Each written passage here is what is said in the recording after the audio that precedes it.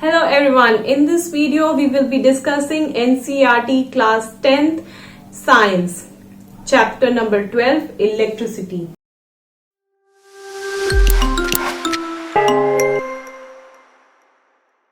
Hello students, I am Shweta Mittal from Triumph classes. Let's start with chapter number 12 electricity. So students, what is electricity? Electricity is a source of energy, right. एक बहुत important line हमने हमेशा सुनी होगी that energy can never be generated, it can only be transferred from one form to another form. मतलब energy कोई ऐसी चीज नहीं है कि हम शून्य से, मतलब हमारे पास कुछ भी नहीं है और उससे एक इलेक्ट्रिसिटी जनरेट कर दे। हम हर फॉर्म ऑफ एनर्जी को एक फॉर्म से दूसरी फॉर्म में सिर्फ कन्वर्ट करते हैं। जैसे अगर मैं इलेक्ट्रिसिटी की बात करूं तो इलेक्ट्रिसिटी होती क्या है? आपके घर, स्कूल, कॉलेज, हर जगह आपने देखा होगा कि इलेक्ट्रिकल अप्लायंसेस चलते हैं, जैसे कि ट्यूबलाइट, फैन, एयर कंडीशनर। तो इन सब को चलाने के लिए जिस एनर्जी की जरूरत होती है उसे हम कहते हैं इलेक्ट्रिसिटी।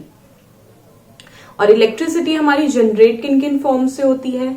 स्टूडेंट्स, आपको पता ही होगा जैसे कि इलेक्ट्रिसिटी जनरेट करने का सबसे इंपॉर्टेंट तरीका है थर्मल एनर्जी से।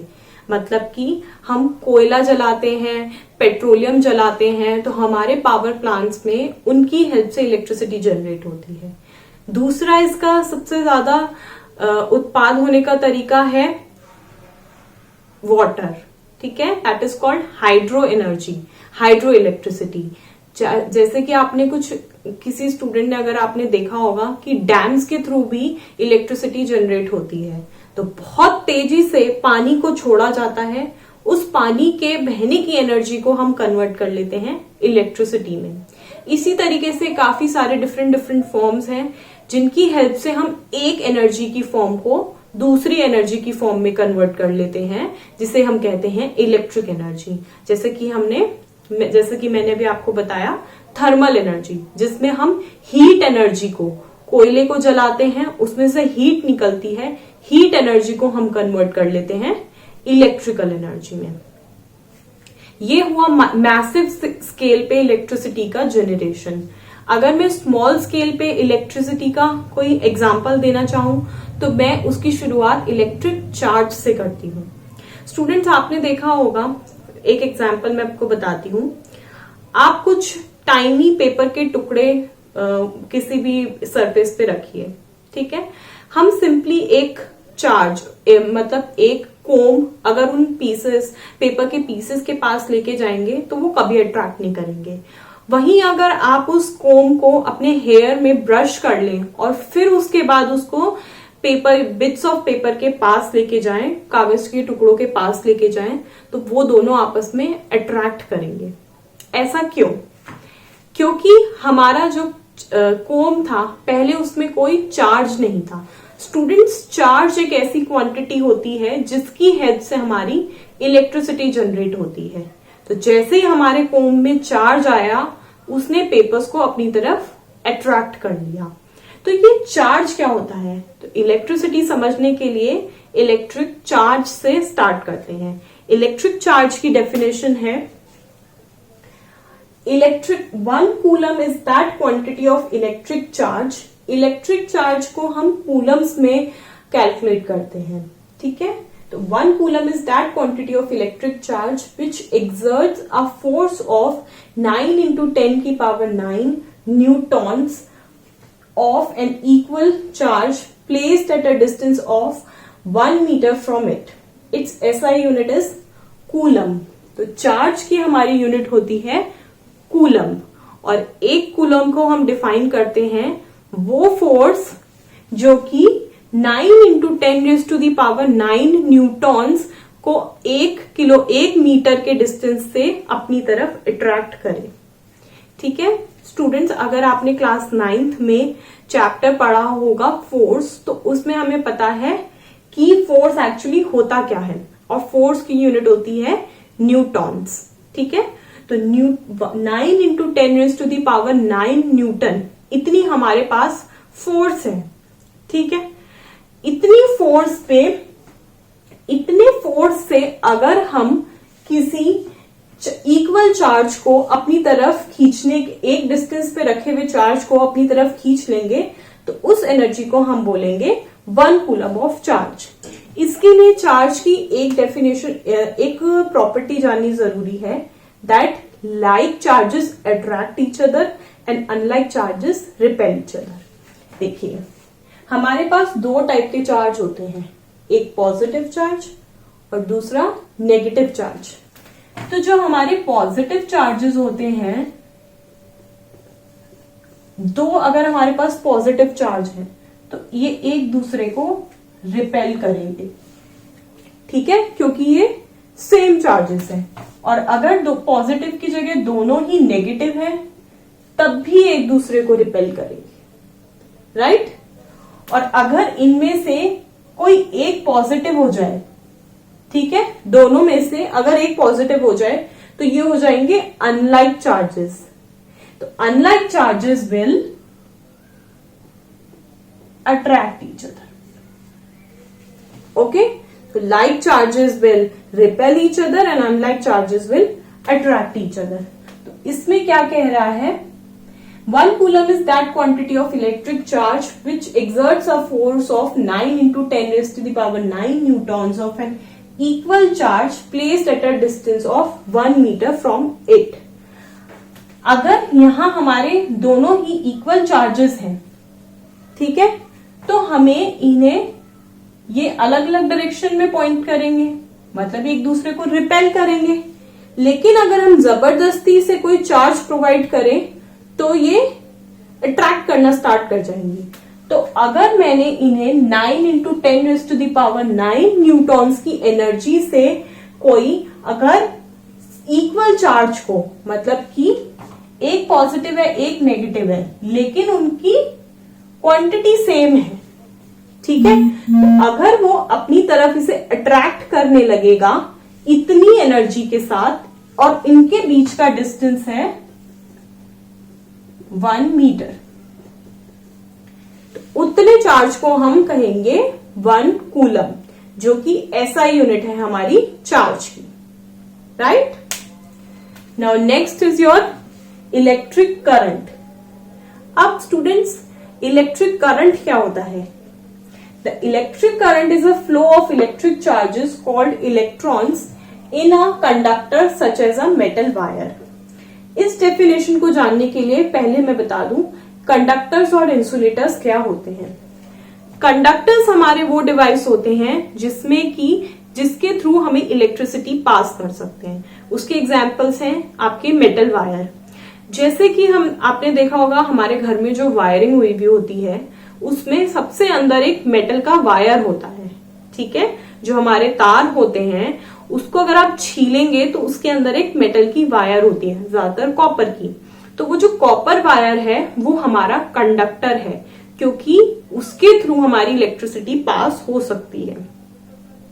और उसके ऊपर जो कोटिंग होती है वो होता है इंसुलेटर, जिसके थ्रू हमारी इलेक्ट्रिसिटी पास नहीं हो सकती।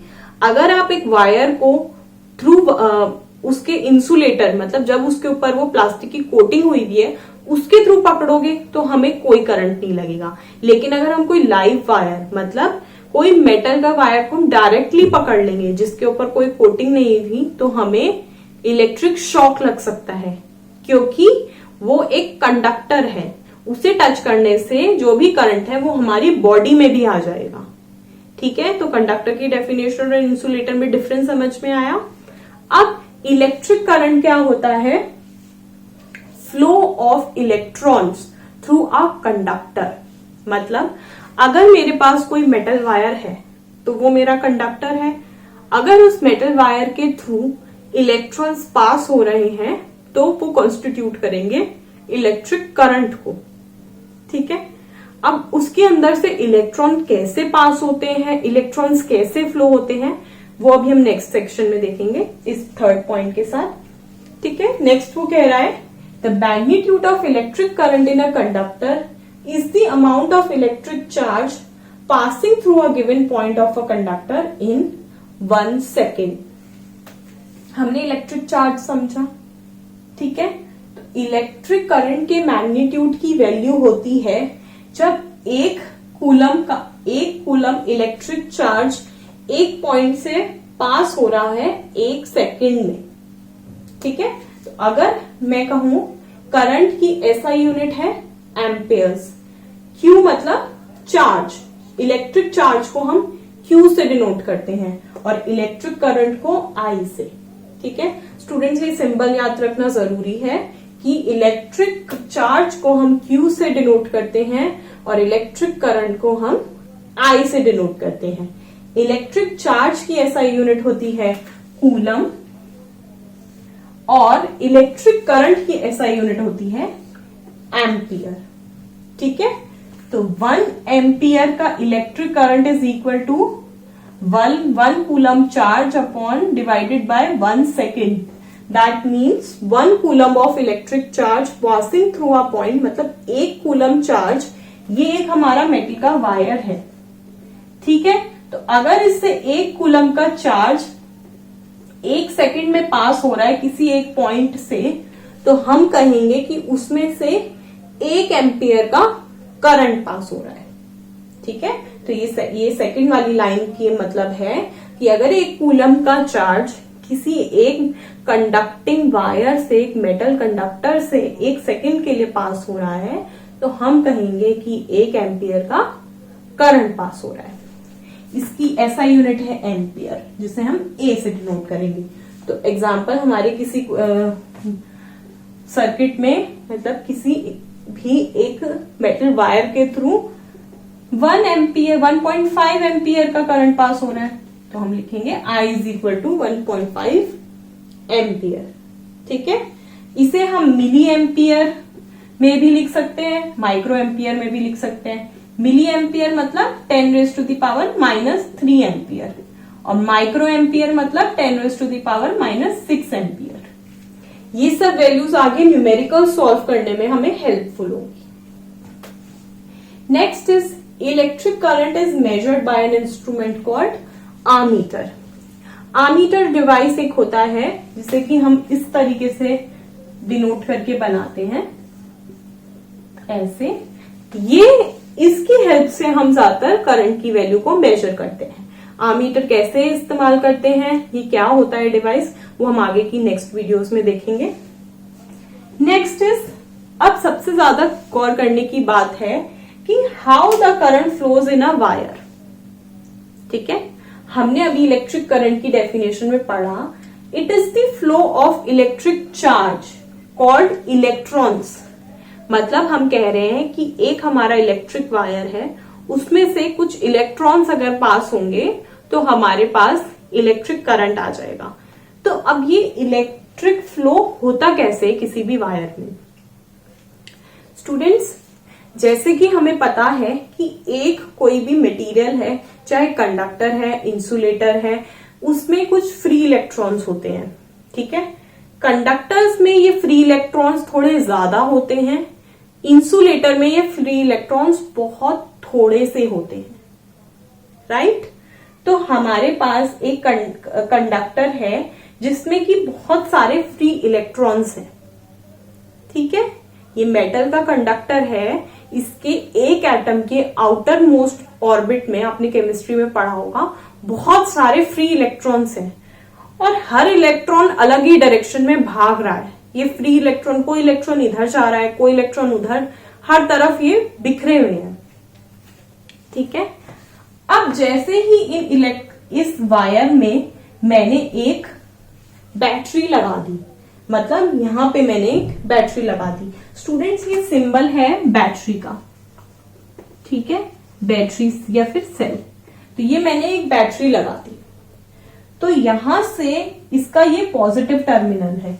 बैटरी में बड़े वाले डंडे का मतलब है पॉजिटिव और छोटे वाले का नेगेटिव। तो ये होता है पॉजिटिव, ये होता है नेगेटिव। और हमने अभी इलेक्ट्रिक चार्ज की जब बात की थी तो हमने कहा था कि unlike charges attract each other. Right. तो पॉजिटिव टर्मिनल नेगेटिव चीज को अपनी तरफ अट्रैक्ट करेगा, तो इसका मतलब नेगेटिव चीज क्या, इलेक्ट्रॉन्स को वो अपनी तरफ अट्रैक्ट करेगा। तो यहाँ पे पॉजिटिव टर्मिनल बैटरी का नेगेटिव इलेक्ट्रॉन्स को अपनी तरफ अट्रैक्ट करेगा। तो ये क्या चाहेगा पॉजिटिव टर्मिनल, कि सारे इलेक्ट्रॉन्स, सब इलेक्ट्रॉन्स मेरी तरफ आ जाए। तो ये सारे इलेक्ट्रॉन्स को अपनी तरफ बुलाने लगेगा। ठीक है, तो सारे इलेक्ट्रॉन्स इस डायरेक्शन में मूव करने लगेंगे। तो जैसे ही अगर मेरे इलेक्ट्रॉन्स मूव करने लगे वैसे ही फ्लो ऑफ इलेक्ट्रॉन्स हो जाएगा, और फ्लो ऑफ इलेक्ट्रॉन्स होते ही सर्किट में, कंडक्टर में इलेक्ट्रिक करंट बन जाएगा, और करंट बन जाएगा इसका मतलब इलेक्ट्रिसिटी चालू हो गई है। राइट? अच्छा, तो डायरेक्शन ऑफ इलेक्ट्रिक फ्लो आपने देखा पॉजिटिव टर्मिनल की तरफ है। ठीक है, लेकिन जो सबसे ज्यादा गौर करने की बात है वो है कि जो डायरेक्शन ऑफ कन्वेंशनल करंट है वो पॉजिटिव टर्मिनल से निकलती भी है, जबकि flow of electron positive terminal के अंदर जाता हुआ है। ऐसा क्यों? स्टूडेंट्स, जब इलेक्ट्रिसिटी बनी थी उस टाइम पे किसी को भी इलेक्ट्रॉन्स या फिर पॉजिटिव चार्जेस के बारे में नहीं पता था। ठीक है, उस टाइम तक इलेक्ट्रॉन्स क्या होते हैं ये किसी को नहीं पता था जब इलेक्ट्रिसिटी आई थी। इसलिए कन्वेंशनली हमने पॉजिटिव चार्ज से निकलती भी एनर्जी को हमने करंट की डायरेक्शन दे दी थी। तो कन्वेंशनल करंट के हमारी डायरेक्शन जो भी हम सर्किट में यूज करेंगे वो पॉजिटिव टर्मिनल से निकलती भी होगी, जबकि जो इलेक्ट्रॉन फ्लो होगा वो पॉजिटिव टर्मिनल की तरफ आता हुआ होगा। और वो पॉजिटिव टर्मिनल की तरफ आता हुआ क्यों होगा? क्योंकि जो बैटरी का पॉजिटिव टर्मिनल है, बड़ा वाला डंडा मतलब, वो इलेक्ट्रॉन्स जो कि नेगेटिव चार्ज है, तो एक पॉजिटिव चार्ज बैटरी का टर्मिनल नेगेटिव इलेक्ट्रॉन्स को अपनी तरफ अट्रैक्ट कर रहा है। ठीक है, तो इस तरीके से हमारा फ्लो होता है इलेक्ट्रिक चार्ज का एक वायर में। जब इलेक्ट्रॉन्स को अपनी तरफ अट्रैक्ट करेगा सारे इलेक्ट्रॉन्स एक ही डायरेक्शन में मूव करने लगेंगे। ठीक है, और इससे इलेक्ट्रिक करंट जनरेट हो जाएगा। अच्छा, अब आप कहीं को लग रहा होगा कि ये सारे इलेक्ट्रॉन्स जो पास है इलेक्ट्रॉन्स और जो दूर हैं, ये पास वाले इलेक्ट्रॉन्स की तो ज्यादा स्पीड होगी, दूर वाले की कम होगी। तो इन सब इलेक्ट्रॉन्स की एक कन्वेंशनल ही स्पीड होती है जिसे कि हम ड्रिफ्ट वेलोसिटी कहते हैं। ये एक ही एवरेज वेलोसिटी से मूव करते हैं जिसे हम ड्रिफ्ट वेलोसिटी कहते हैं, और उसकी ही हेल्प से ये सब मूव करते हैं। ठीक है, ड्रिफ्ट वेलोसिटी एक एवरेज वेलोसिटी है इलेक्ट्रॉन्स की मूव करने की किसी भी मेटल के अंदर। राइट? तो ये था हमारा पूरा concept electric charge, electric current का, जिसके थ्रू हम बता सकते हैं कि इलेक्ट्रॉन्स की मूवमेंट की हेल्प से इलेक्ट्रिसिटी कैसे जनरेट होती है एक सर्किट के अंदर। ओके, सो आई होप ये इलेक्ट्रिसिटी का बेसिक जो इंट्रोडक्शन है वो आपको समझ में आया होगा। उम्मीद करती हूँ कि आपको ये टॉपिक समझ आया होगा। अगर आप ऐसी ही वीडियोस रेगुलरली देखना चाहते हैं तो हमारे चैनल को सब्सक्राइब करें, और अगर आपको ये वीडियो पसंद आया है तो इसे लाइक और शेयर करें। इस टॉपिक से रिलेटेड अगर आपकी कोई भी क्वेरी है या फिर आप किसी पर्टिकुलर टॉपिक पे वीडियो चाहते हैं तो हमें कमेंट सेक्शन में जरूर बताएं। Thank you and see you soon.